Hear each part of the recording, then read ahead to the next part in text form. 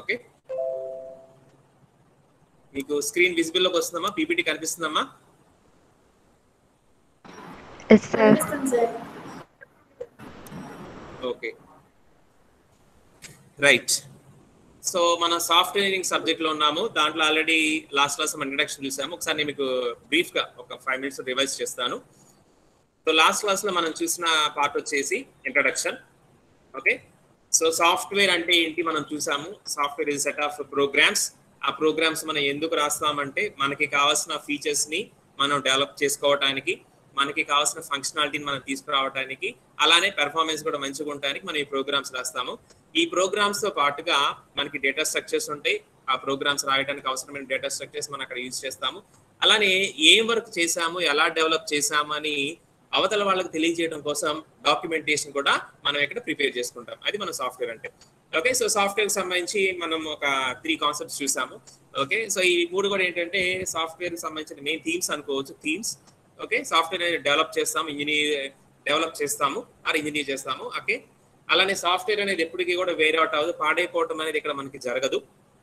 అలానే సాఫ్ట్వేర్ ఏదైతే ఉందో కస్టమ్ బిల్డ్. ఓకే, ఎవరి అవసరాలకు తగినట్లుగా వాళ్ళు సాఫ్ట్వేర్ ని రెడీ చేయించుకుంటారు, డెవలప్ చేయించుకుంటారు. ఓకే, అలానే డిఫరెంట్ టైప్స్ ఆఫ్ డొమైన్స్. ఎక్కడెక్కడైతే మనం ఈ సాఫ్ట్వేర్ ని ఉపయోగిస్తామో ఆ సాఫ్ట్వేర్ ని ఉపయోగించే డొమైన్స్ ఏవైతే ఉన్నాయో వాటన్నిటిని కూడా మనం చూసామన్నమాట. అంటే సిస్టమ్ సాఫ్ట్వేర్ అంటే ఏంటి, application software, web applications, artificial intelligence. So ఒక్కొక్క డిఫరెంట్ కేటగిరీ ఆఫ్ అప్లికేషన్స్ మనం ఇక్కడ చూస్తే గనక ఈ సాఫ్ట్వేర్ అనేది ప్రతి ఫీల్డ్ లో మనం ఉపయోగిస్తున్నాం. ఓకే, ఇంతకుముందు ఏంటంటే సాఫ్ట్వేర్ అంటే ఓన్లీ కంప్యూటర్ ఉపయోగించే వాళ్ళే అనుకుంటారు. కానీ ఈ రోజుల్లో కనుక మీరు చూస్తే కంప్యూటర్ లేకుండా కూడా మీరు సాఫ్ట్వేర్ అనేది ఉపయోగిస్తున్నారు. ఎగ్జాంపుల్ మీ సెల్ ఫోన్స్. ఓకే, దీంట్లో సాఫ్ట్వేర్ ఉంటుంది. ఎగ్జాంపుల్ మీరు బ్యాంకింగ్కి వెళ్ళినప్పుడు కానీ, ఓకే, బ్యాంకింగ్ ఏటీఎం మెషిన్స్ లో కానివ్వండి, లేకపోతే రైల్వే రిజర్వేషన్ కౌంటర్స్ లో కానివ్వండి. ఓకే, మీరు ఎక్కడికి వెళ్ళినా సరే మీకు ఇప్పుడు సాఫ్ట్వేర్ అనేది ఖచ్చితంగా వస్తుంది. ఎందుకు, మన ఇంటికి వచ్చే కరెంట్ బిల్ తీసే మెషిన్ లో కానివ్వండి, ఓకే, ప్రతి చోట మన సెట్ టాప్ బాక్స్ లో కానివ్వండి, మన టాటా స్కై కానీ, ఎయిర్టెల్ కానీ, సన్ డైరెక్ట్ చూస్తాం కదా, ఆ సెట్ టాప్ బాక్స్ లో కూడా మనకి సాఫ్ట్వేర్ ఉంటుంది. సో ప్రతి చోట ప్రతి రంగంలో కూడా ఈ సాఫ్ట్వేర్ అనేది ఒక పార్ట్ అయిపోయింది అనమాట. ఓకే, సో ఏ రంగాన్ని అవసరానికి తగినట్లుగా ఆ రంగంలో మనం సాఫ్ట్వేర్ డెవలప్మెంట్ చేసుకుంటూ వెళ్తాము. ఇదంతా కూడా మనకి పెద్ద పెద్ద సాఫ్ట్వేర్ కంపెనీస్ ఉన్నాయి కదా, వాటి పని ఏంటంటే ఇదే అనమాట. సో ఎవరికి అవసరాలకు తగినట్లుగా వాళ్ళకి సాఫ్ట్వేర్ ని డెవలప్ చేస్తూ ఉంటాయి. ఓకే, సో ఏమేమి డొమైన్స్ ఉంటాయి అనేది మనం ఇక్కడ చూసాం. ఇకపోతే మనం సాఫ్ట్వేర్ ఇంజనీరింగ్ డిఫైన్ చేసుకున్నాం. ఓకే, సో సాఫ్ట్వేర్ ఇంజనీరింగ్ ని మనం ఎలా డిఫైన్ చేస్తామంటే ఇక్కడ మనం చేసే పనే మన డెఫినేషన్ అనమాట. ఓకే, సో మనం ఏం చేస్తాము, సాఫ్ట్వేర్ ని డెవలప్ చేస్తాం. ఓకే, సో సాఫ్ట్వేర్ ని డెవలప్ చేయటము, సాఫ్ట్వేర్ తో పని చేయించడము, that is operation and maintenance. అంటే సాఫ్ట్వేర్ ఏమన్నా లోటుపాట్లు వస్తే దాన్ని సరిచేయడం. సో ఈ 3 పనులు మనం సాఫ్ట్వేర్ చేస్తాం. సో ఈ 3 పనులు ఎలా చేస్తామో వాటికి మనం ఉపయోగించే అప్రోచ్ ఏంటంటే సిస్టమాటిక్, డిసిప్లిన్, క్వాంటిఫైబుల్. అంటే ఒక క్రమ పద్ధతిగా, క్రమశిక్షణగా మనకి క్రమమైన అవుట్పుట్ వచ్చేలాగా ఒక అప్రోచ్ మనం ఉపయోగించాలి. ఎప్పుడైతే ఈ క్రమశిక్షణతో కూడిన క్రమబద్ధీకరించిన అప్రోచ్ మనం ఉపయోగిస్తామో అప్పుడే మనం ఒక మంచి సాఫ్ట్వేర్ ని డెవలప్ చేయగలం. సో ఈ ఉపయోగించే పద్ధతి ఏదైతే ఉందో దీన్నే మనం సాఫ్ట్వేర్ ఇంజనీరింగ్ అని పిలుస్తాం. ఓకే, సో ఎలా మనం సాఫ్ట్వేర్ ని డెవలప్ చేయాలి, ఎలా దాంతో మనం వర్క్ చేయించాలి, ఎలా మనం దాంట్లో లోటుపాట్లు వస్తే మెయింటైన్ చేయాలి అనేది మొత్తం కూడా ఈ సాఫ్ట్వేర్ ఇంజనీరింగ్ సబ్జెక్ట్ లో మనం చదువుకోబోతున్నాం. ఓకే, సో ఇంతవరకు మనం లాస్ట్ క్లాస్ లో చూసాం. ఇక ఈ రోజు క్లాస్ లో మనం ఏం చూడబోతున్నామంటే software process models. Okay, so ఇక ముందుకు వెళ్తున్నాం అనమాట. ఎలా మనం సాఫ్ట్వేర్ ని డెవలప్ చేయాలి, అసలు ఎలా ఉంటుంది దాంట్లో అనేది ఇప్పుడు మనం చూడబోతున్నాం అనమాట. సో ఏమేమి మోడల్స్ ఉపయోగిస్తాం, okay, will see that in this session. Okay, అసలు ఫస్ట్ మనం ఇక్కడ సాఫ్ట్వేర్ ప్రాసెస్ అంటే ఏంటో చూద్దాం. ఓకే, సో ప్రాసెస్ అనేది ఏంటంటే మీకు ఆల్రెడీ తెలుసు, ప్రాసెస్ అంటే ఒక ప్రక్రియ లాంటిది. ఓకే, ప్రక్రియ ఎప్పుడు కూడా మనకి సింపుల్ గా ఉండదు. ఓకే, ఇక్కడ మీరు డెఫినేషన్ పరంగా చూస్తే ఇక్కడ మనం ఉపయోగించే ప్రాసెస్ ఏంటంటే it is a collection of activities, actions and tasks. Okay, activities, actions, tasks ఇవన్నీ కలగలిపితే వచ్చేది ప్రాసెస్. ఇవన్నీ దేనికి చేస్తాము, ఏదైనా ఒక ప్రొడక్ట్ ని క్రియేట్ చేయడం కోసం మనం ఈ పర్టికులర్ యాక్టివిటీస్ ని, యాక్షన్స్ ని, టాస్క్స్ చేస్తే అది ప్రాసెస్ అన్నమాట. ఓకే, మీరు ఇక్కడ గమనించుకోవచ్చు, ఇక మనం ముందు ముందు వెళ్లే కొద్దీ మన సాఫ్ట్వేర్ ఏదైతే ఉందో అది కూడా మనకు ప్రొడక్ట్ లాగా కనిపిస్తూ ఉంటుంది. ప్రొడక్ట్ అంటే ఏంటి, మనకు తెలిసిన విధంగా లేకపోతే మొబైల్ ఫోన్ కానీ, ల్యాప్టాప్ కానీ, లేకపోతే బెంచ్ కానీ, వీటిని మనం ప్రొడక్ట్స్ అనుకుంటాము. ఎప్పుడైతే మనం డెవలప్మెంట్ సైడ్కి వెళ్తామో we will see the software also as a product. Okay, దాన్ని కూడా ఒక ప్రొడక్ట్ లాగా చూస్తాం. ప్రొడక్ట్ అనేది తెలుసు కదా, దాన్ని తయారు చేయాలంటే రా మెటీరియల్స్ ఉండాలి, దానికి తయారు చేసే ఒక ప్రక్రియ ఉంటుంది. ప్రొడక్ట్ గా అది మారిన తర్వాత అది కస్టమర్ చేతిలోకి వెళ్తుంది, కస్టమర్ దాన్ని ఉపయోగించుకుంటారు. సో ఈ ప్రక్రియ ఏదైతే ఉందో ఇది సాఫ్ట్వేర్ కూడా మనకు ఉపయోగపడుతుంది. అందుకే మనం సాఫ్ట్వేర్ ని కూడా ప్రొడక్ట్ లానే చూస్తాం. ఓకే, సో ఈ సాఫ్ట్వేర్ ని డెవలప్ చేసే క్రమంలో మనం ఏదైతే ప్రాసెస్ ని అప్లై చేస్తామో ఆ ప్రాసెస్ లో యాక్టివిటీస్ ఉంటాయి, యాక్షన్స్ ఉంటాయి, టాస్క్స్ ఉంటాయి. ఓకేనా? సో యాక్టివిటీ అంటే ఏంటి, మీరు ఇక్కడ స్క్రీన్ మీద చూడొచ్చు. యాక్టివిటీ అనేది ఎప్పుడు కూడా ఏంటంటే ఒక బ్రాడ్ ఆబ్జెక్టివ్ కోసం అది కష్టపడుతూ ఉంటుంది అనమాట. బ్రాడ్ ఆబ్జెక్ట్ ని అది అచీవ్ చేసుకోవాలి. ఓకే, ఒక మెయిన్ గోల్ ఉంటుంది. ఆ మెయిన్ గోల్ కోసం అది అచీవ్ చేసే కాన్సెప్ట్ ఏదైతే ఉందో దాన్ని మనం యాక్టివిటీ అంటాం.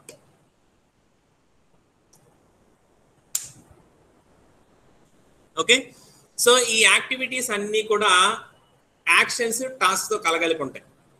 ఇవన్నీ కూడా ఒక చైన్ రియాక్షన్ లాగా దానికి ఒక లింక్డ్ అనమాట. ఓకే, సపోజ్ మీరు ఒక సాఫ్ట్వేర్ ని డెవలప్ చేస్తున్నారు. ఓకే, మీరు ఒక యాప్ ని డెవలప్ చేస్తున్నారు. ఆ యాప్ యొక్క మెయిన్ గోల్ ఏంటి, మెయిన్ ఆబ్జెక్టివ్ ఏంటి, ఆ ఆబ్జెక్టివ్ సరిపడగా మీరు ఏమేమి ప్లాన్ చేసుకుంటున్నారు. ఓకే, ఆ ఆబ్జెక్ట్ మీరు అచీవ్ చేయాలంటే ఏమేమి యాక్షన్స్ పెర్ఫార్మ్ చేయాలి. ఓకే, ఆ ఒక్కొక్క యాక్షన్ మళ్ళీ, ఎందుకంటే action is nothing but set of tasks. మళ్ళీ దాంట్లో చాలా పనులు ఉంటాయి, చిన్న చిన్న పనులు. అంటే ఇవన్నీ కూడా ఏంటంటే స్ప్లిట్టింగ్ అనమాట. ఓకే, అన్నిటికంటే లో లెవెల్లో ఉండేదే టాస్క్, ఒక పని. ఆ పని చేయటం వలన మీరు సర్టెన్ ఫలితం అనేది పొందగలగాలి. ఓకే, ఫర్ ఎగ్జాంపుల్ మీరు ఏదైనా ఒక ఫంక్షన్ కి ప్రిపేర్ చేస్తున్నారు. ఓకే, ఒక ఫేర్వెల్ ఫంక్షన్ లేకపోతే ఫ్రెషర్స్ ఫంక్షన్ ప్రిపేర్ చేస్తున్నారు అనుకోండి. That is your main objective ఏంటంటే ఫ్రెషర్స్ ఫంక్షన్ కండక్ట్ చేయడం. ఆ యాక్టివిటీ జరగడం కోసం మీరు దాంట్లో చాలా రకాల యాక్షన్స్ పెర్ఫామ్ చేసుకోవాలి. ఏమేమి యాక్షన్స్, సపోజ్ ఫ్రెషర్స్ అనుకోండి. సో ఫస్ట్ ఇయర్ వాళ్ళు ఎవరెవరున్నా వాళ్ళ డీటెయిల్స్ తీసుకోవడం, నెక్స్ట్ వాళ్ళు ఎంతమంది, వాళ్ళకి ఏమేమి గిఫ్ట్స్ ఇవ్వాలి, వాళ్ళకి ఏమేమి గేమ్స్ కండక్ట్ చేయాలి. ఓకే, నెక్స్ట్ ఏమేమి కల్చరల్ యాక్టివిటీస్ మనం పెర్ఫామ్ చేయాలి. ఇవన్నీ కూడా యాక్షన్స్. ఓకే, ఏం ఫుడ్ ఐటమ్స్ బట్ ఇవన్నీ యాక్షన్స్. తర్వాత ఒక్కొక్క దాన్ని తీసుకొని, సపోజ్ లంచ్కి సంబంధించి ఒక యాక్షన్ అనుకోండి. లంచ్లో మనం ఏమేమి చేయాలి, దాంట్లో మళ్ళీ టాస్క్స్ ఉంటాయి. ఓకే, సో ఏమేమి ఫుడ్ ఐటమ్స్ ఎలా రెడీ చేసుకోవాలి, ఎక్కడి నుంచి తీసుకురావాలి, సరుకులు ఎలా తీసుకోవాలి, ఇవన్నీ కూడా టాస్క్స్ అవుతాయి అన్నమాట. సో ఒక బ్రాడ్ ఆబ్జెక్టివ్ మనం అచీవ్ చేయాలి అంటే దాని లోపల మనం చాలా పనులు చేయాల్సిన అవసరం ఉంటుంది. అందుకనే ఒక సాఫ్ట్వేర్ ప్రాసెస్ అనేది మనం పెర్ఫామ్ చేయాలి అంటే దాంట్లో ఉండే యాక్టివిటీస్ ని, యాక్షన్స్ ని, టాస్క్స్ ని మనం క్లియర్ గా డిఫైన్ చేసుకోగలగాలి. ఓకే, మనం చేసే పనిలో కనుక మనకి క్లారిటీ లేకపోతే ఆ పని చేయటం వల్ల మనకి ఎలాంటి ఉపయోగం కూడా ఉండదు. అందుకనే మీరు ఇక్కడ కింద కనుక మీరు అబ్జర్వ్ చేస్తే, నేను మౌస్ కర్సర్ కదిలిస్తున్నాను చూడండి. వెల్ డిఫైన్డ్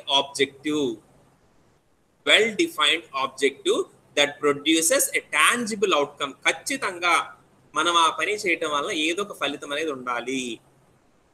ఈ మోటోతో మనం డెవలప్మెంట్ అనేది చేసుకుంటూ వెళ్ళాలి. ఏదో చేసామంటే కనుక మనకి దాని వల్ల ఎలాంటి ఫలితం ఉండదు. సో అందుకని మీరు సాఫ్ట్వేర్ ని డెవలప్ చేసేటప్పుడు ఖచ్చితంగా మీకు ఒక ప్లాన్ అనేది ఉండాలి. ఏం చేయాలి, మనం దాన్ని ఎలా చేయబోతున్నాము, అలా చేయటం వల్ల మనకి ఏం అవుట్కమ్ వస్తుంది, ఏం రిజల్ట్ వస్తుంది, ఆ రిజల్ట్ అనేది మనకి ఉపయోగపడేదిగా ఉండాలి. అంతేగాని ఏదో ఒక రిజల్ట్ వచ్చిందంటే అది మనకు ఉపయోగపడనేది మనకెందుకు. ఓకే, సో మీరు ఒక యాప్ డెవలప్ చేస్తున్నారు ఫోన్ కోసం. ఏంటి మీ యాప్ యొక్క మెయిన్ ఉద్దేశము, స్టూడెంట్ కి సంబంధించిన రిజల్ట్స్ ని చూపించాలి. ఓకే, ఈ యాప్ డెవలప్మెంట్ చేస్తున్నప్పుడు స్టూడెంట్ రిజల్ట్సే మీ ముఖ్య ఉద్దేశం అవ్వాలి, కానీ ఎక్కడో యూపీఎస్సీ వాళ్ళకి సంబంధించిందో లేకపోతే ఏపీపీఎస్సీ వాళ్ళకి గవర్నమెంట్ ఎగ్జామ్ సంబంధించిన రిజల్ట్స్ మీరు తీసుకొచ్చి ఇక్కడ పెడతాను అంటే రెండింటికి పొంతన ఉండదు. మీ ముఖ్య ఉద్దేశం ఏంటి, స్టూడెంట్స్ ఏవైతే మనకి యూనివర్సిటీకి సంబంధించిన ఎగ్జామినేషన్స్ అటెంప్ట్ చేస్తారో వాళ్ళ రిజల్ట్స్ కోసం మీరు యాప్ డెవలప్ చేస్తున్నారు. అంతేగాని ఏపీపీఎస్సీ, యూపీఎస్సీ, ఎస్ఎస్సీ ఎగ్జామ్స్ తీసుకొచ్చి ఇక్కడ పెడతానంటే అవి ఉపయోగం ఉండదు. సో అలా చేయటం వల్ల మనకి ఏం ఫలితం ఉండదు, మీ యాప్ యొక్క ఉద్దేశం మారిపోతుంది. సో ఇదంతా కూడా మీరు దృష్టిలో పెట్టుకోవాలి ఒక సాఫ్ట్వేర్ డెవలప్ చేసేటప్పుడు. ఓకే, సో ఇక్కడ మీరు గమనించవచ్చు, ఈ సాఫ్ట్వేర్ ప్రాసెస్ ని మనం పెర్ఫామ్ చేయాలి అంటే ముఖ్యంగా 5 రకాలైనటువంటి యాక్టివిటీస్ ఉంటాయి. ఇవి చాలా చాలా ఇంపార్టెంట్. ఈ యాక్టివిటీస్ మన టెక్స్ట్ బుక్ అంటే మన ఈ సెమిస్టర్ లో చదవబోయే సిలబస్ మొత్తం కూడా ఈ 5 యాక్టివిటీస్ మీద రన్నింగ్ లో ఉంటుంది. ఓకే, బాగా గుర్తుపెట్టుకోండి. 5 యాక్టివిటీస్ మీకు మైండ్ లో అలా ఫిక్స్ అయిపోవాలి. ఓకే, చూడండి.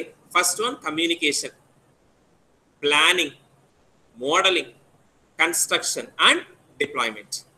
ఓకే, విల్ సి దాని గురించి మనం చూస్తాము. ఫస్ట్ మీ మైండ్లో ఫిక్స్ చేసుకోండి.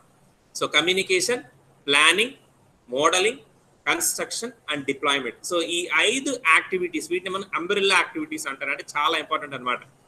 సో ఈ అంబ్రెల్లా యాక్టివిటీస్ అన్నిటినీ మనం పెర్ఫామ్ చేస్తేనే మన సాఫ్ట్వేర్ ప్రాసెస్ అనేది కంప్లీట్ అయినట్టు. ఓకేనా? సో ఈ 5 యాక్టివిటీస్ మళ్ళీ చెప్తున్నాను: communication, planning, modelling, construction and deployment. So ఈ 5 యాక్టివిటీస్ ని మీరు పెర్ఫామ్ చేయాలి. సో ఏంటి 5 యాక్టివిటీస్ అనేది ఒకసారి మనం బ్రీఫ్ గా చూద్దాం. ఓకే, ఇక్కడ ఏవైతే మీరు స్క్రీన్ మీద చూస్తున్నారో ఇవి ఒక్కొక్కటి, అంటే మనకి సిలబస్ ప్రకారంగా చూసుకుంటే మన సాఫ్ట్వేర్ ఇంజనీరింగ్ టెక్స్ట్ బుక్ లో ఒక్కొక్కటి 2-3 చాప్టర్స్ దాకా ఉంటుంది. Okay, so everything is a big one. మీరు ఇక్కడ చూడొచ్చు, మీరు ఇక్కడ ఒకసారి గమనించవచ్చు. Just go through them once.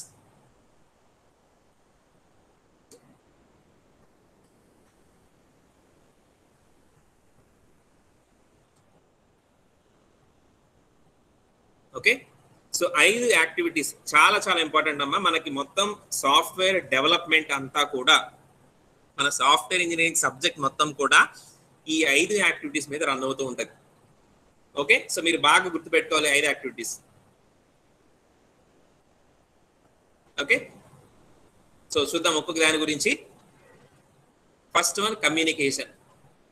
Okay, so communication అంటే ఏంటంటే మనకు తెలుసు ఆల్రెడీ. కమ్యూనికేషన్ అంటే ఏంటి? ఒకళ్ళతో మాట్లాడుకోవటం. ఓకే, మనకు కావాల్సిన దాన్ని వేరే వాళ్ళ నుంచి అడిగి తీసుకోవటం, అలానే మనం వేరే వాళ్ళకి ఏదైనా చెప్పాలనుకున్నా కానీ మనం వాళ్ళతో చెప్పడం, ఇదంతా కూడా మన కమ్యూనికేషనే. రైట్, దీన్ని ఇప్పుడు మనం సాఫ్ట్వేర్ డెవలప్మెంట్ మోటోతో చూద్దాం. ఓకే, మీరు ఒక సాఫ్ట్వేర్ డెవలప్మెంట్ కంపెనీ నడుపుతున్నారు. మీరు ఒక కంపెనీ అనమాట, సాఫ్ట్వేర్ కంపెనీ. ఓకే, సపోజ్ మీది ఒక IBM కంపెనీయో లేకపోతే TCS కంపెనీ అనుకోండి. మీరేం చేస్తుంటారు? సాఫ్ట్వేర్ డెవలప్మెంట్ చేస్తూ ఉంటారు. ఓకే, మీరు అక్కడ కూర్చుంటారు, సిస్టమ్ ముందు కూర్చొని సాఫ్ట్వేర్ డెవలప్మెంట్ చేస్తుంటారు. మీకు చాలా మంది ఎంప్లాయీస్ ఉంటారు. ఇదంతా మీ సెటప్, కంపెనీ సెటప్. ఇప్పుడు నేను ఒక కస్టమర్ని. ఓకే, సపోజ్ నేను కొత్తగా ఏదన్నా ఒక కంపెనీ లేకపోతే ఏదన్నా ఒక స్టోర్ స్టార్ట్ చేయాలనుకుంటున్నాను. ఓకే, ఫర్ ఎగ్జాంపుల్ మనకి ఫ్లిప్కార్ట్ కానీ అమెజాన్ ఉంటాయి కదా, అలా నేను ఒక ఆన్లైన్ అప్లికేషన్ ఒకటి డెవలప్ చేయాలనుకుంటున్నాను. నాకు కావాలన్నమాట ఇది.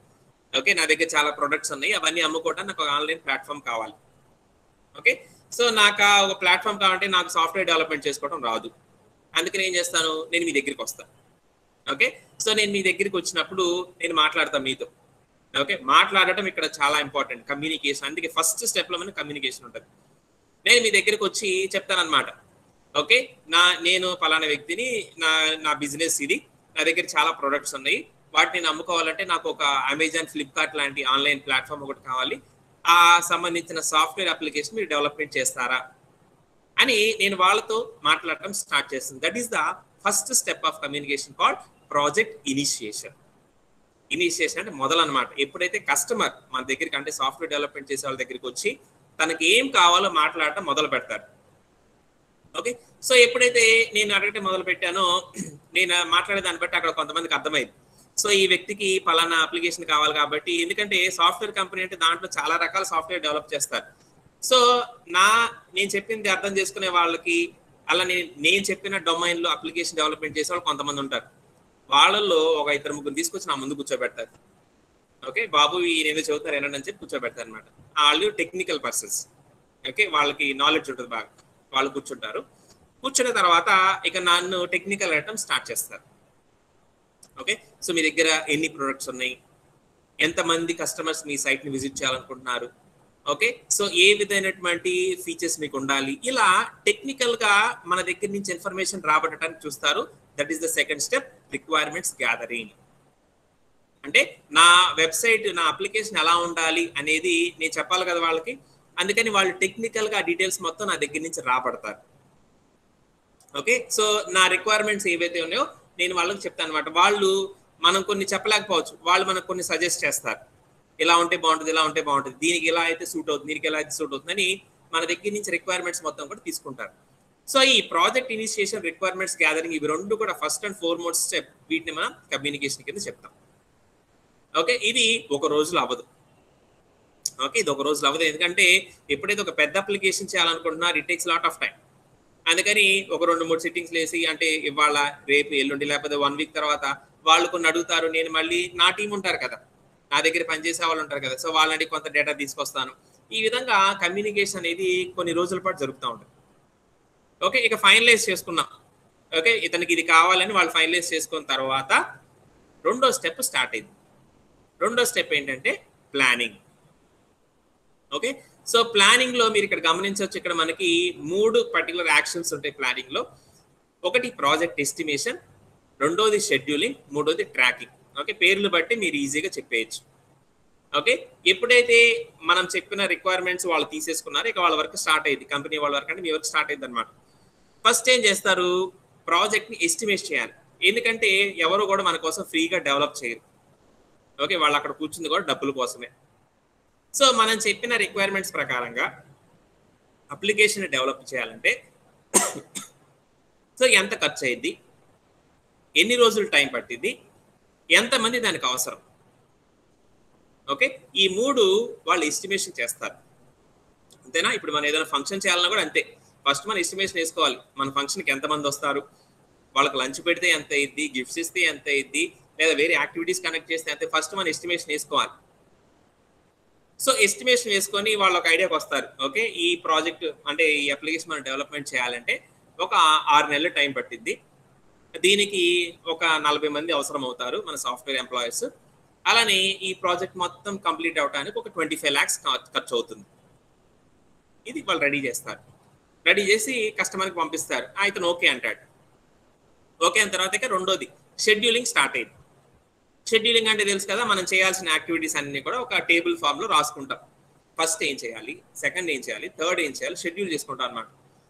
షెడ్యూలింగ్ యొక్క ముఖ్య ఉద్దేశం ఏంటి అంటే ఇలా రాసుకోవటమే కాదు, ప్రతిదీ ఎప్పటికల్లా కంప్లీట్ అవ్వాలో కూడా మనం మెన్షన్ చేసుకోవాలి.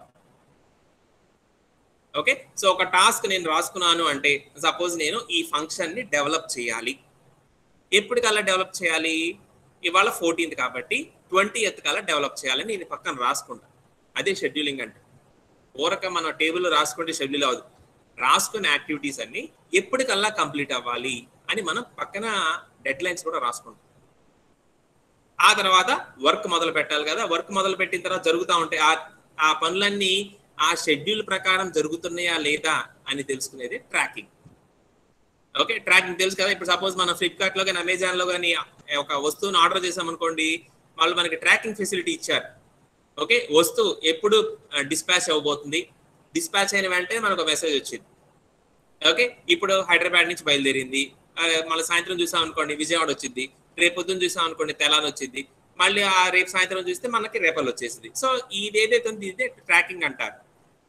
మన ఆబ్జెక్టివ్ అనేది ఎలా మూవ్ అవుతుంది ముందుకి, షెడ్యూల్ ప్రకారం మనం అనుకునే జరుగుతున్నాయి లేదా అని ఎప్పటికప్పుడు మనం ట్రాకింగ్ చేసుకోవాలి. ఓకే, నేను ఇక్కడ ఒక పాస్ తీసుకున్నాను, మీకు ఇక్కడ క్వశ్చన్ అనమాట. ఈ ట్రాకింగ్ అనేది మనకి ఎందుకు? Anyone can answer.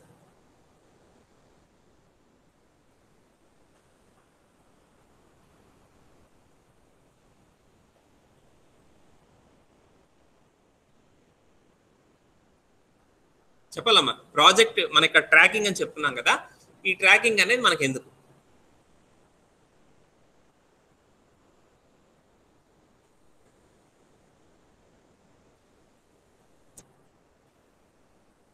హలో, ఉన్నారమ్మా? ఆన్లైన్ లో ఉన్నారా?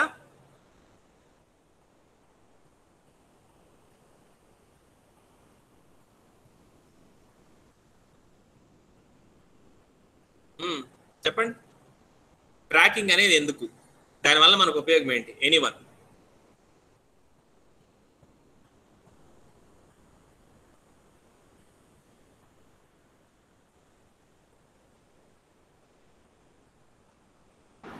ఆ ప్రాసెస్ అనేది కరెక్ట్ గా కంప్లీట్ అవుతుందా లేదా అని తెలుసుకోవడానికి ట్రాకింగ్ యూస్ చేస్తాం సార్. ఓకే, దాని వల్ల మనకి ఉపయోగం ఏమైనా ఉండిద్ది అంటారా? ఉంటుంది సార్. ఎలాగా, ఏ విధమైన ఉపయోగం ఉంటుంది?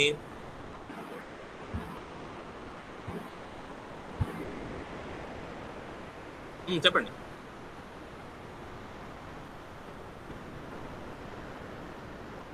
ఓకే, మన ప్రాసెస్ అనేది ఏ విధంగా ముందుకు వెళ్తుంది, ఎలా జరుగుతుందని మీరు చెప్పారు, కరెక్టే. దానివల్ల మనకి యూజ్ ఏంటి, ఆ స్టెప్ మనం ఎందుకు ఇంక్లూడ్ చేసుకోవాలి?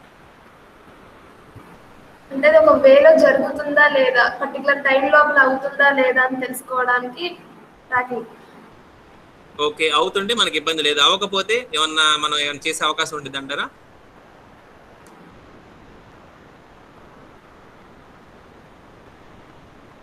ఒక టాస్క్ సపోజ్ మనకి వాళ్ళ నేను దగ్గర చెప్పాను కదా, ఈ రోజు మనం స్టార్ట్ చేసాము 20th కల్లా అయిపోవాలి. ఓకే, సో 20th కల్లా అవ్వలేదు అనుకోండి, మనం ట్రాకింగ్ చేస్తున్నాం, 20th కల్లా అవ్వలేదు అనుకోండి, అప్పుడు ఏం చేయొచ్చు? ఇంకో డేట్ పెట్టుకుంటామా?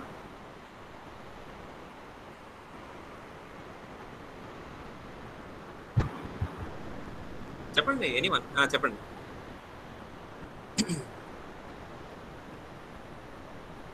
ఓకే, సో ఈ ట్రాకింగ్ వల్ల ఏంటంటే మనకు అవుతుందా లేదా తెలుసుకోవడంతో పాటుగా ఇంకొకటి మనం గమనించుకోవాల్సింది ఏంటంటే, అవ్వకపోతే మనం కస్టమర్కి ఆన్సర్ చెప్పుకోవాలి. Okay, we are the responsible persons. అతను వస్తాడు ఆ రోజుకి. ఓకే, మీరు చెప్తారు కదా, మీరు మామూలుగా ఫంక్షన్స్ చేసేటప్పుడు కూడా ఎవరికైనా ఏదైనా ఫుడ్ ఐటమ్ ఆర్డర్ ఇచ్చినప్పుడు మీరు చెప్తారు, నాకు రేపు 12 ఐటమ్స్ అన్నీ కూడా నా దగ్గరికి వచ్చేసేయాలి, డెడ్ లైన్ పెడతారు, షెడ్యూల్ చేస్తారు మీరు ఆల్రెడీ. ఓకే, రాకపోతే మాత్రం నేను నీకు ఇచ్చే మనీ కట్ చేస్తాను, మీరు బెదిరిస్తారు. సో ఆ పర్టికులర్ రెస్టారెంట్ కానీ ఆ ఓనర్ ఎవరైతే ఉన్నారో అతను వాళ్ళ ఎంప్లాయీస్ ఎంపడబడతా ఉంటాడు, ఇక వాళ్ళు చెప్పెళ్ళారు రేపు 12 కావాలి, మీరు చేస్తున్నారా లేదా, ఐటమ్స్ అన్ని తెచ్చుకున్నారా లేదా, ప్రిపేర్ చేస్తున్నారా లేదా, ఇలా వాళ్ళు ఎంపడబడి ఉంటారు. ఇదే ట్రాకింగ్ అంటే. ఇలా ట్రాకింగ్ చేసుకోవటం వల్ల అనుకున్న డెడ్ లైన్కి మనం వర్క్ కంప్లీట్ చేయగలుగుతామో లేదో తెలిసింది. ఒకవేళ మన వర్క్ కంప్లీట్ అవ్వకపోతే దానికి కాన్సిక్వెన్సెస్ మనం ఫేస్ చేయాల్సి ఉంటుంది. 2 రకాలు ఉంటాయి, మీరేం చెప్పొచ్చు. అది ఒకటి, మన కస్టమర్ని బతిమలాడుకోవడం, లేదా ఆ ప్రాజెక్ట్ వదిలేసేయడం. రెండింటి వల్ల కంపెనీకి బ్యాడ్ నేమ్ వస్తుంది. సో ఈ ట్రాకింగ్ అనేది మనకు ఎలా ఉపయోగపడుతుందంటే, మనం చేసే వర్క్ ఫ్లో అనేది టైం ప్రకారం మనం చేసుకున్న షెడ్యూల్ ప్రకారం వెళ్తుందా లేదా, ఒకవేళ ఎక్కడైనా డిలే అవుతుంది.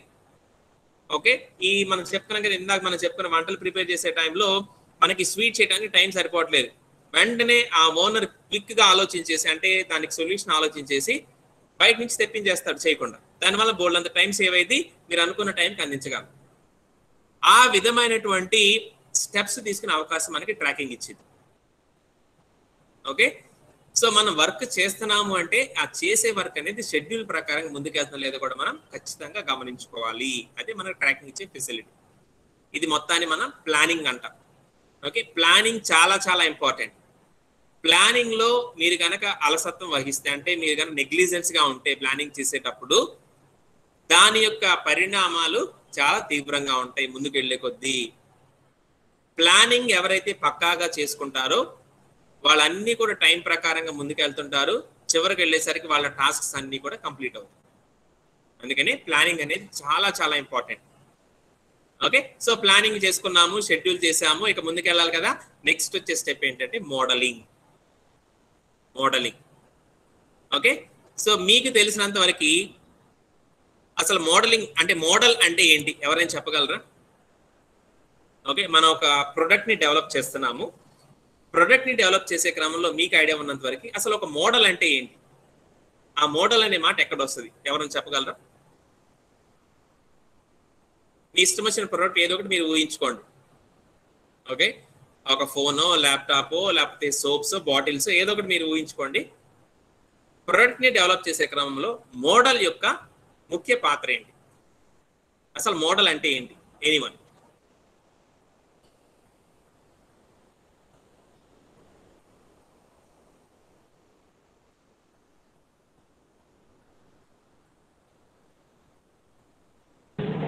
సార్ మోడల్ అంటే స్కెలిటన్ లాగా. వెరీ గుడ్, స్కెలిటన్ లాగా. ఓకే, అది ఉంటే మనకి ఏంటి ఉపయోగం? దాన్ని బేస్ చేసుకొని మిగతా ఏమేమి యాడ్ చేయాలి అన్నీ చూస్తాం. వెరీ గుడ్, వెరీ గుడ్, కరెక్ట్గా చెప్పారు. మోడల్ అంటే ఏంటంటే మనకి ఒక బేస్ పాయింట్ అన్నమాట. ఓకే, సపోజ్ నేను ఇక్కడ మీకు బాటిల్ చూపిస్తున్నాను. ఈ బాటిల్ ఈ షేప్ లో ఇలా రావడానికి మీరు చూస్తే డిఫరెంట్ షేప్ లో కనపడుతుంది మీకు. బాటిల్ చాలా రకాల షేప్లు ఉంటాయి. ఈ బాటిల్ ఈ పర్టికులర్ షేప్ లోనే మనకి ప్రిపేర్ అయ్యి బయటకు రావడానికి ఫస్ట్ దీనికి సంబంధించిన మోడల్ ఒకటి రెడీ చేస్తారు. దాన్ని మనం అచ్చు అనొచ్చు తెలుగులో. ఓకే, దీనికి సంబంధించి అంటే ఈ షేప్ లో ఉండే ఒక అచ్చు ఒకటి తయారు చేసిన తర్వాత, అచ్చును తయారు చేయడం చాలా స్టెప్స్ ఉంటాయమ్మా. ఓకే, కరెక్ట్ మనకి కొలతలు తీసుకోవాలి. ఓకే, లోపల మళ్ళీ వాటర్ పోసే ఫెసిలిటీ ఉండాలి. ఇవన్నీ చాలా మన టెక్నిక్స్ ఉపయోగించాలి. అదంతా చేస్తే మనకి అచ్చు అనేది రెడీ అయ్యింది. ఓకే, అలానే ఇక్కడ మనం ఒక సాఫ్ట్వేర్ కి మోడల్ ని రెడీ చేయాలి అంటే, ఎందుకంటే సాఫ్ట్వేర్ కూడా ఒక ప్రొడక్ట్ అని చెప్పాను మీకు. ఆ మోడల్ ని రెడీ చేయాలంటే ఇక్కడ మనకు 2 స్టెప్స్ ఉంటాయి ముఖ్యంగా. ఒకటి అనాలిసిస్, రెండోది డిజైన్. అనాలిసిస్ అంటే ఏంటి? ఓకే, విశ్లేషించుకోవటం. ఏం విశ్లేషించుకోవాలి? ఏవైతే కస్టమర్ రిక్వైర్మెంట్స్ చెప్పాడో, తనకి ఎలా కావాలని అనుకుంటున్నాడో ఆ రిక్వైర్మెంట్స్ అన్నిటిని కూడా మీరు ఒకసారి విశ్లేషించుకోవాలి, అనాలిసిస్ చేసుకోవాలి. వాటిని మీరు బాగా అర్థం చేసుకోవాలి. ఓకే, నేను చెప్పాను నాకు ఒక పెద్ద వాటర్ బాటిల్ ఇలా ఉండాలి. ఓకే, దాని దగ్గర ఈ డిజైన్ ఉండాలి, క్యాప్ ఇలా ఓపెన్ అవ్వాలి, ఇదేదో నేను చెప్తా. నేను చెప్పిన దాన్ని ఈ డెవలప్ చేసే వాళ్ళు అర్థం చేసుకోవాలి, అనాలిసిస్ చేసుకోవాలి. అర్థం చేసుకున్న తర్వాత దానికి సూట్ అయ్యే విధంగా డిజైన్ అనేది చేయాలి. ఓకే, సో ఈ డిజైన్ అనేది వాళ్ళు చేయాలి. ఈ డిజైన్ చేసే క్రమంలో వాళ్ళ రిక్వైర్మెంట్స్ కి తగినట్లుగానే ఈ డిజైన్ అనేది రూపొందించాలి. అది చాలా ముఖ్యం. ఇక్కడ కస్టమర్ చెప్పిన రిక్వైర్మెంట్స్ అన్ని ఫాలో అవుతూనే మనం డిజైన్ ని ప్రిపేర్ చేయాలి. ఓకే, ఆ స్కెలిటన్ మీరు ఏదైతే చెప్పారో ఆ స్కెలిటన్ ఎలా రావాలి, ఆ మెయిన్ థీమ్ ఎలా రావాలి అంటే, కస్టమర్ చెప్పిన రిక్వైర్మెంట్స్ అనుగుణంగా ఆ రిక్వైర్మెంట్స్ ని అనాలిసిస్ చేసి మనం అర్థం చేసుకున్న విధంగా ఆ డిజైన్ అనేది జరగాలి. ఓకే, కస్టమర్ ఒకటి చెప్పి మీరు ఒకటి ప్రిపేర్ చేస్తే ఫైనల్ గా ఏదైతే ప్రొడక్ట్ వచ్చిందో దాన్ని కస్టమర్ యాక్సెప్ట్ చేయడు. ఎందుకంటే నేను చెప్పింది ఇది, మీరు అది ఎందుకు చేశారు, నేను తీసుకోను అని కూర్చుంటాడు. దానివల్ల లాస్ అవ్వాల్సింది కంపెనీ వాళ్ళు. అందుకని అనాలిసిస్ చేసే వాళ్ళు ఎప్పుడు కూడా పర్ఫెక్ట్ గా కస్టమర్ రిక్వైర్మెంట్స్ అన్నిటిని 1కి 2 సార్లు చదివి అర్థం చేసుకొని చేయాలి. అప్పుడే మనకి డిజైన్ అనేది మంచిగా వస్తుంది. ఓకే, ఈ అనాలిసిస్ డిజైన్ స్టెప్స్ ఏవైతే ఉన్నాయో వీటిని మనం మోడలింగ్ అని పిలుస్తాం. మోడల్ రెడీ చేసుకోవడం మోడలింగ్ అన్నమాట. ఓకే, వన్స్ మోడలింగ్ కంప్లీట్ అయింది, మనకి డిజైన్ ఫైనలైజ్ అయిపోయింది అంటే ఇంకా అల్టిమేట్ గా నెక్స్ట్ స్టెప్ ఏమవుతుంది? కన్స్ట్రక్షన్. ఓకే, కన్స్ట్రక్షన్ అంటే ఏంటి? ఇక రెడీ చేసుకోవడం, బిల్డింగ్ చేయడం. Okay, that is coding. Okay, మనం సాఫ్ట్వేర్ డెవలప్మెంట్ చేస్తాం కాబట్టి వాళ్ళు ఇచ్చారు కదా, ఆ రిక్వైర్మెంట్స్ తగినట్లు ఫంక్షన్స్ అన్ని రాసేస్తాం. మనకు తెలిసిన లాంగ్వేజ్, వాళ్ళు అడిగిన లాంగ్వేజ్ లో సిఓ, C++, జావానో, PHP ఏదో వాళ్ళు చెప్తారు రిక్వైర్మెంట్, ఆ పర్టికులర్ డొమైన్ లో మనం కోడింగ్ అంతా చేసేస్తాం. ఓకే, ప్రోగ్రామ్స్ అన్ని రాసేస్తాం. ప్రోగ్రామ్స్ రాయటం ఒక్కటి ఇంపార్టెంట్ కాదు, ఆ ప్రోగ్రామ్స్ అన్ని సరిగా వర్క్ అవుతున్నాయా లేదా అని తెలుసుకునే క్రమమే టెస్టింగ్ అంటే. మనం చేస్తాం కదా, మనం ల్యాబ్ లో కూర్చుని ఒక ప్రోగ్రామ్ రాసిన తర్వాత వెళ్ళిపోం, మనం ప్రోగ్రామ్ రాసి దాన్ని ఎగ్జిక్యూట్ చేసి ఇన్పుట్ ఇచ్చినప్పుడు అవుట్పుట్ వస్తుందో లేదో మనం టెస్ట్ చేస్తాం. సో టెస్టింగ్ అనేది చాలా చాలా ఇంపార్టెంట్. టెస్టింగ్ చేయడం వల్ల మనకి ఏం తెలిసిద్ది? ఆ ప్రోగ్రామ్ ఎగ్జిక్యూట్ చేసే క్రమంలో ఏమైనా ఎర్రర్స్ ఉన్నాయా, ఏమైనా డిఫెక్ట్స్ ఉన్నాయా అనేది మనం బయటకు తీయచ్చు. అందుకే మనం టెస్టింగ్ చేస్తాం. ఓకే, ఇప్పుడు మనం దీనికి వద్దాం. ప్రొడక్ట్స్ చూస్తే ఇదిగోండి, డిజైన్ చేసిన తర్వాత వాళ్ళు దీన్ని రెడీ చేశారు, బాటిల్ని రెడీ చేశారు. ఓకే, ఇది రెడీ చేయగానే మన చేతులు పెట్టరు, దీన్ని వాళ్ళు టెస్ట్ చేస్తారు. ఓకే, సో పైనుంచి కిందకి పడేస్తారు, పగిలిద్దా లేదా. ఓకే, క్యాప్ ఎలా ఓపెన్ చేస్తారు, ఓపెన్ అవుతుందా లేదా. ఓకే, సో ఈ నాబ్ ఎలా తిరుగుతుందా లేదా, లోపల వాటర్ పోస్తారు, లీక్ అవుతున్నాయా లేదా. ఇలా రకరకాలుగా వాళ్ళు ఈ బాటిల్ని టెస్ట్ చేస్తారు. ఎలాగైతే ఈ బాటిల్ని రకరకాలుగా టెస్ట్ చేస్తారో సాఫ్ట్వేర్ ని కూడా మనం రకరకాలుగా టెస్టింగ్ చేస్తాం. చాలా టెస్టింగ్ టెక్నిక్స్ ఉంటాయి. ఓకే, నంబర్ ఆఫ్ టెక్నిక్స్ ఉంటాయి. ఆ డిఫరెంట్ టెక్నిక్స్ అన్ని ఈ సాఫ్ట్వేర్ మీద అప్లై చేస్తారు, పరీక్షిస్తారు. అన్నిటినీ ఇది తట్టుకొని కరెక్ట్ గా వర్క్ అవుతుందా లేదా అనేది టెస్టింగ్ లో మనకు తేలిపోతుంది. వన్స్ టెస్టింగ్ చేసేసి ఈ పర్టికులర్ సాఫ్ట్వేర్ అనేది అన్ని విధాలుగా వర్క్ అవుతుంది అని వాళ్ళు కన్ఫర్మ్ చేసుకున్న తర్వాత ఇక్కడ మళ్ళీ ఇంకొక రకమైన టెస్టింగ్ కూడా వచ్చింది. మీరు రియల్ టైంలో కనుక మీరు చూసుకుంటే ఒక అప్లికేషన్, ఒక యాప్ ని మీరు రిలీజ్ చేసే కంపెనీ వాళ్ళు దాన్ని బీటా వర్షన్ ఒకటి వదులుతారు. ఐడియా ఉంది ఎవరికన్నా? ఎనీవన్? బీటా వర్షన్ విన్నారు ఎప్పుడన్నా? yes sir. Yeah, can you please explain why అంటే బీటా వర్షన్ ఏంటో చెప్పగలరా? మీకు ఐడియా ఉన్నంత కనుక. బీటా వర్షన్ ఏంటంటే కొంతమంది జాయిన్ అవుతారు. ఆ జాయిన్ ఓకే అయిన వాళ్ళు టెస్ట్ చేసి ఏమన్నా లోపాలు ఉంటే ఫీడ్బ్యాక్ ఇస్తారు. ఓకే ఈ జాయిన్ అయ్యే వాళ్ళు డెవలప్ చేసే వాళ్ళ? కాదు sir, users. Very good, excellent answer. So beta version ఏదైతే ఉందో అది యూజర్సే టెస్ట్ చేస్తారు. మనం ఇందాక ఏం చెప్పాము, సాఫ్ట్వేర్ ని డెవలప్ చేసిన తర్వాత ప్రోగ్రామ్ రాసిన వాళ్ళే టెస్ట్ చేస్తారు. అది వాళ్ళ దగ్గర జరిగింది, అంతా బానే ఉంది. కానీ అది మనం ఉపయోగించినప్పుడు ఎలా బిహేవ్ చేస్తుంది అనేది యూజర్స్ కూడా ఒకసారి టెస్ట్ చేస్తారు. దాన్ని మనం బీటా టెస్టింగ్ అంటాం. ఓకే, అందుకని ఒక సాఫ్ట్వేర్ ని ఫుల్ ప్లెడ్జ్డ్ గా బయటకు వదిలే ముందు దాని బీటా వర్షన్ వదులుతారు. అంటే రిపీటెడ్ కస్టమర్స్ ఎవరైతే యూజర్స్ ఉంటారో వాళ్ళు దాని మీద బాగా కూలంకుషంగా దాన్ని నల్లగొట్టేసి టెస్ట్ చేస్తారు. టెస్టింగ్ చేసి దాంట్లో ఏమైనా లోటుపాట్లు ఉంటే, దాంట్లో ఏమైనా ఎర్రర్స్ ఉంటే మీరు చెప్పినట్లుగా ఫీడ్బ్యాక్ పంపిస్తారు కంపెనీ వాళ్ళకి. బాబు, మీరు డెవలప్ చేసిన ఈ పర్టికులర్ అప్లికేషన్ లో ఇక్కడ ఎలాంటి లోటుపాట్లు ఉన్నాయి, మీరు వీటిని సరి చేసుకోండి, అప్పుడు మంచిగా వస్తుంది. అప్పుడు కంపెనీ వాళ్ళు ఏం చేస్తారు, వాళ్ళు ఏవైతే ఫీడ్బ్యాక్ ఇచ్చారో, ఎక్కడెక్కడైతే వాళ్ళు ఐడెంటిఫై చేశారో డిఫెక్ట్స్, వాటన్నిటిని సరిచేసి ఫైనల్ ప్రొడక్ట్ ని మనకి రిలీజ్ చేస్తారు. ఓకే, ఇలా జరిగింది అనమాట. ఓకే, ఫైనల్ ప్రొడక్ట్ రెడీ అయింది. రెడీ అయిన తర్వాత ఏం చేయాలి, we have to deployment. Deployment అంటే ఏంటంటే తీసుకెళ్ళి కస్టమర్ సిస్టమ్లో ఇన్స్టాల్ చేయడం.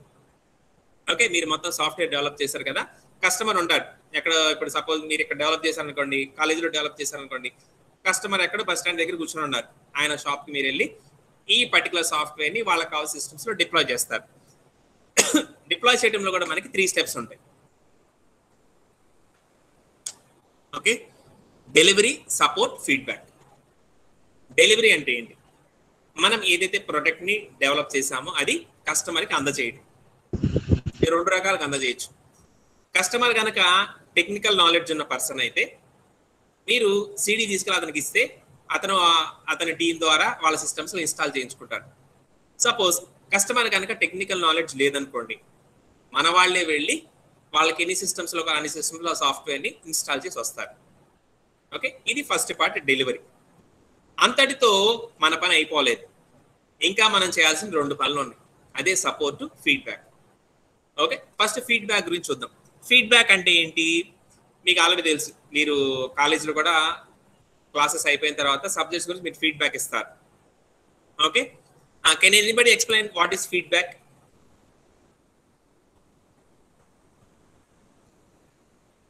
ఫీడ్బ్యాక్ మీకు తెలిసిన మాట ఇది. మీరు ఫీడ్బ్యాక్ ఇస్తారు కదా, సో ఫీడ్బ్యాక్ అంటే ఏంటి, ఎందుకు ఇస్తారు, దానివల్ల ఉపయోగం ఏంటి?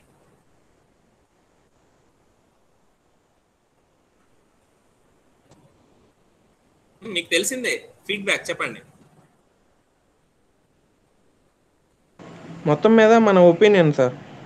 ఒపీనియన్ ఏమనుకుంటున్నాం జరిగిన దాని మీద, మనం ఏమనుకుంటున్నాము, ఎలా జరిగింది.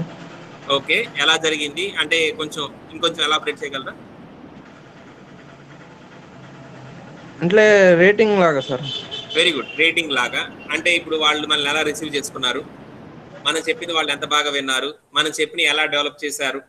ఓకే, టోటల్ స్టార్టింగ్ నుంచి ఎండింగ్ వరకు వాళ్ళతో మన బిహేవియర్ ఎలా ఉంది, లేదా మనతో వాళ్ళ బిహేవియర్ ఎలా ఉంది, 2 కూడా మనం చూడాలి.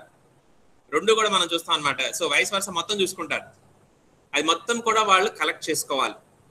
ఎందుకంటే ఈ ఫీడ్బ్యాక్ ద్వారానే వాళ్ళకి కంపెనీ యొక్క యాజమాన్యం అంటే మేనేజ్మెంట్ ఉంటారు కదా పైన వాళ్ళు, వాళ్ళకి తెలిసింది అనమాట అసలు మన కంపెనీలో పనిచేసే వాళ్ళు ఎలా బయట వాళ్ళతో ఇంటరాక్ట్ అవుతున్నారు, ఎలా వాళ్ళ ప్రాజెక్ట్స్ చేస్తున్నారు, వాళ్ళు ఏమనుకుంటున్నారు బయట వాళ్ళు అనేది తెలుసుకుంటారు.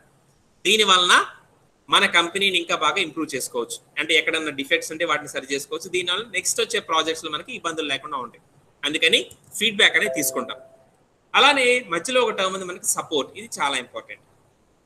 ఓకే, ఈ సపోర్ట్ అనేది ఏంటంటే మనకు తెలిసిన ఒక భాషలో చెప్పుకోవాలంటే ఒక వారంటీ లాంటిది.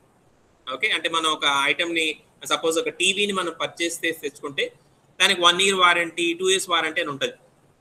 ఓకే, ఈ వారంటీ పీరియడ్ ఎందుకు ఇస్తారు, వన్స్ మనం ప్రొడక్ట్ని పర్చేస్ చేసిన తర్వాత ఈ 1 yearలో దానికి ఏ విధమైనటువంటి ప్రాబ్లమ్స్ వచ్చినా కానీ కంపెనీ వాళ్ళే వచ్చి మనకి రిపేర్ చేస్తారు.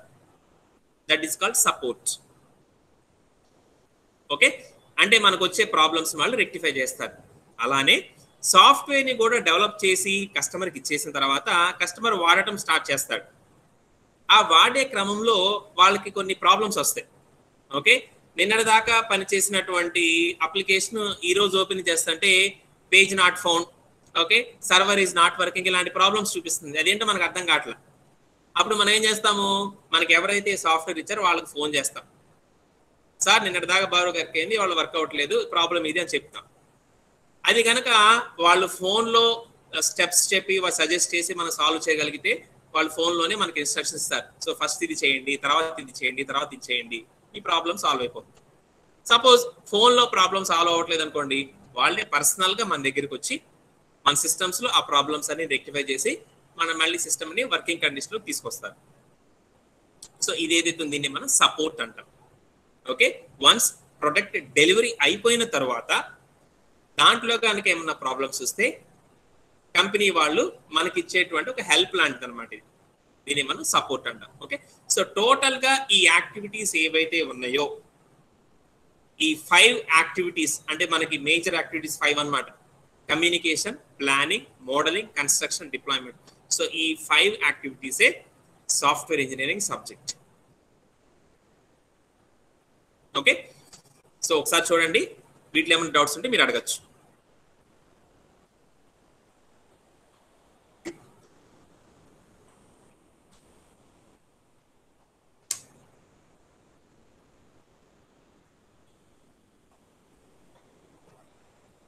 సో చాలా ఇంపార్టెంట్ అమ్మా ఇవి మనకి. దీంట్లో ఒక్కొక్కటి ఒక్కొక్క చాప్టర్ 2-3 చాప్టర్స్ గా ఉంటుంది మనకి టెక్స్ట్ బుక్ లో. ఇప్పుడు మనం ఏవైతే ఇక్కడ పక్కన టాస్క్స్ చెప్పుకున్నాం ఇవన్నీ కూడా మనకి మల్టిపుల్ చాప్టర్స్ లాగా మనకు ఉంటుంది. Okay, so any doubts regarding these 5 activities? అర్థమైనాయమ్మా? ఇంకేమైనా డౌట్స్ ఉన్నాయి మీకు అడగచ్చు.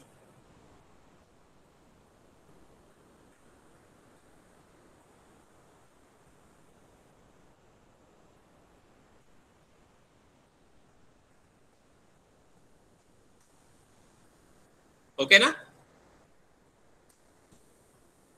ఎనీవన్?